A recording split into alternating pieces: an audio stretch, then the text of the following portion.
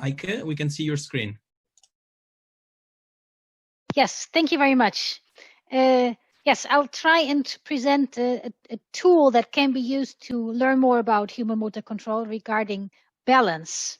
So what we built is something that's an alternative to existing devices that can apply forces to the human body to either assist or perturb balance, so in either way manipulate balance. And what's normally done as well, we already saw some examples of moving the surface. It can be done in vertical direction, but it can also be done horizontally. Or one can apply forces mostly to the center of mass. This is sometimes done with dedicated devices acting at the pelvis, but sometimes also with just existing body weight support devices that can also apply lateral forces. Disadvantage is that you always have to apply a force, so you cannot in an isolated fashion apply a rotation or manipulate rotational movement decoupled from center of mass linear movement. So what we tried to do was do something that would be capable of manipulating angular momentum without a direct effect on center of mass linear momentum, and that's using gyroscopic devices. So this can just apply, let's say, almost free couple moments. So it's as if Newton's third law wouldn't hold, because the reaction moment is just transferred into change of angular momentum of a spinning wheel inside a backpack. Here you can see an animation that makes it maybe clearer. You see spinning wheels, and they are rotated about an axis that's perpendicular to their spinning axis, giving you a reaction torque acting on the person that's perpendicular to both two first axes. And that torque can be pretty large. We originally designed this to help people balance, but obviously you can use this for any type of manipulation of balance. Here you see Daniel Lemos, the PhD student who built the first prototype, being perturbed by his own device. This was around 2014, so we noticed back then that we had built a much stronger device than we had anticipated. So putting this on an inverted pendulum, it had much less effect than putting in an actual person. So this was a little bit over-dimensioned, but you can see that it can very strongly change balance during walking or during standing. Now we had a visiting PhD student. His name was Christian Schumacher, and he came to stay in our lab, and he actually tried to do a study exploiting this perturbation effect. And Christian and his supervisor, André Seifert, some of you might know him, were very much interested in the biomechanics of biarticular muscles, or rather, what's the role of biarticular muscles for balance. So if you look at the human balance during standing in the sagittal plane, you'll notice it's quite asymmetric in terms of range of motion, but also in terms of how the joints and muscles function. You have quite some redundancy. You have biarticular and monoarticular muscles in quite a complex structure. You try to disentangle this into some monoarticular muscles here and some biarticular muscles here. You will notice that, well, you could basically do without the biarticular muscles, just using monoarticular ones would already give you quite some possibilities. So why do we have biarticular muscles? Well, there are some hypotheses, for example, for a better energy storage or energy transfer between joints to make walking more efficient, or to help coordination between joints by just controlling multiple joints at the same time. What Christian was interested in is what's the role of biarticular muscles for balance control. And he already had some hypotheses based on previous perturbation experiments that he had done with moving ground support surfaces.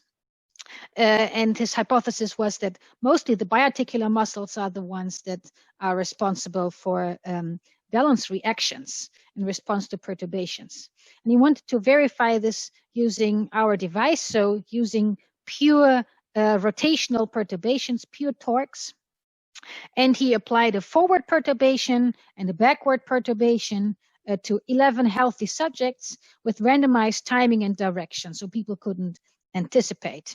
And he wanted to do something like 60 Newton meters, but we only achieved something around 50 Newton meters, but this was already quite a strong effect.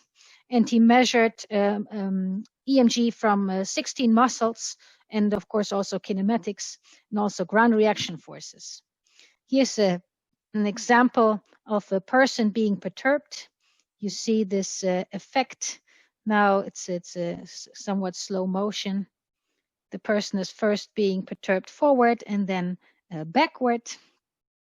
And you see there's also a little bit of an artifact, which is due just to the functional principle of a gyroscope, which if it's just a single gyroscope cannot apply a pure moment about one axis, but the moment axis itself will actually rotate with the gyroscope. So the person isn't perfectly perturbed about an axis orthogonal to the sagittal plane, but also slightly about another axis. As you might notice, there's also some yaw involved here. Okay. Now the results is that the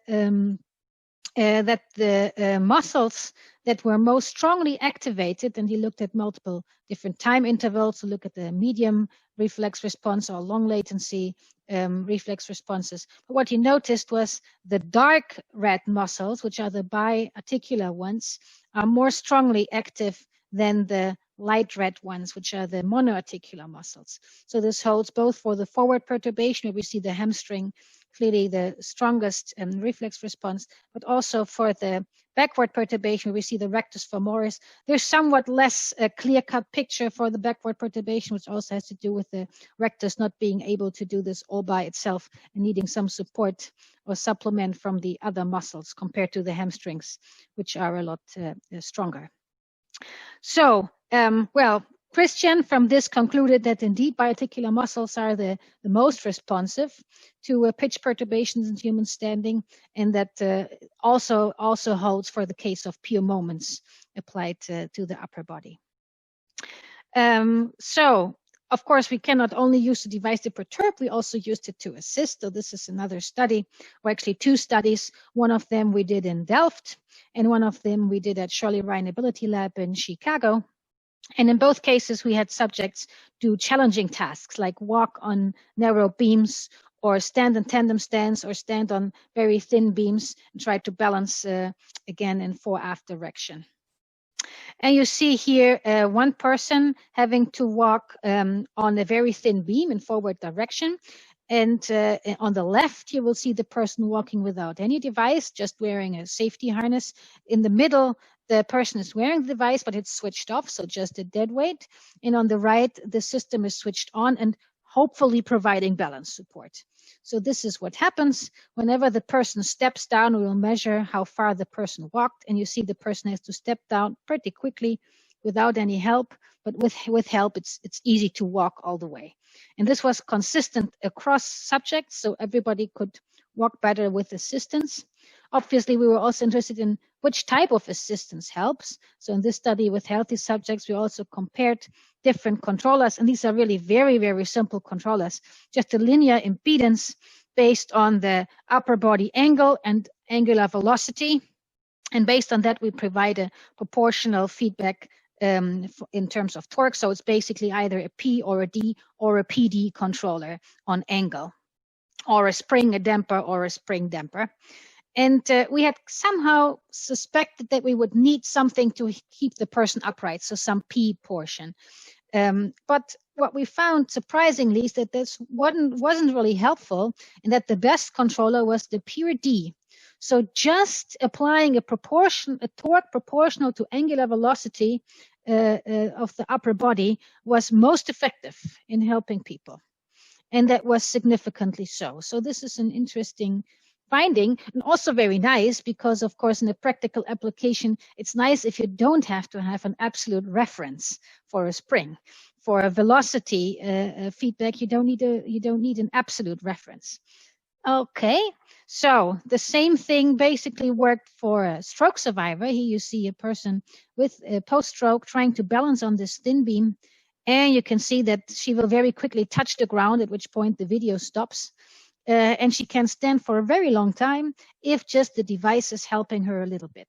So this was, yeah, surprisingly good, and it worked for all 5 stroke survivors that we tested. Well, obviously not a very large number, but all 5 of these individuals improved, as did the extra 5 control healthy subject that we included again in this study. Everybody could do this task for longer.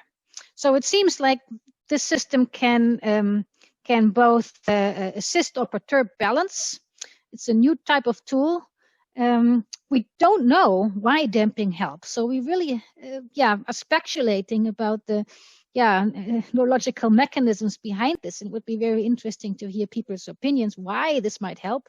Might even be that this is not even the assistance itself, but more a haptic type of information that we are providing, which would make it a lot easier to build devices, and they would not have to be that big. We don't know how people react during walking in the perturbations, because we actually never analyzed that data before Christian left our lab again. And well, in the future, we will look at what happens with much, much smaller torques. And we have also, in the meantime, developed much smaller gyroscopes. So this is a thing of the past. Next studies will be done with really slender and small gyroscopes. Okay, thank you very much. All right, thank you, Heike, for the presentation. This was really interesting, and we have already, I don't know, probably these are people who raised their hand for the previous, and I see that I have asked the question over the chat. I do have a question, actually. I was really, the approach is very regional and interesting. And I was thinking, if for the use as a perturbation device, if I understand correctly, you need to accumulate momentum to generate a moment, right?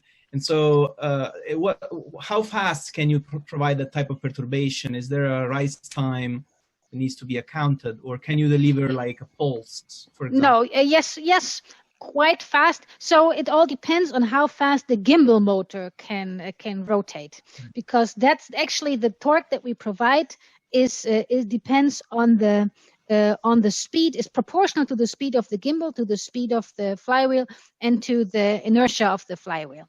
Maybe here we have this curve here. So you see about 500 milliseconds was this entire duration. So yeah, about 100 milliseconds rise time here. So yeah. Okay. And scaling to a smaller device, may that affect this timing? Do you find the timing to be crucial for some of the perturbation paradigms?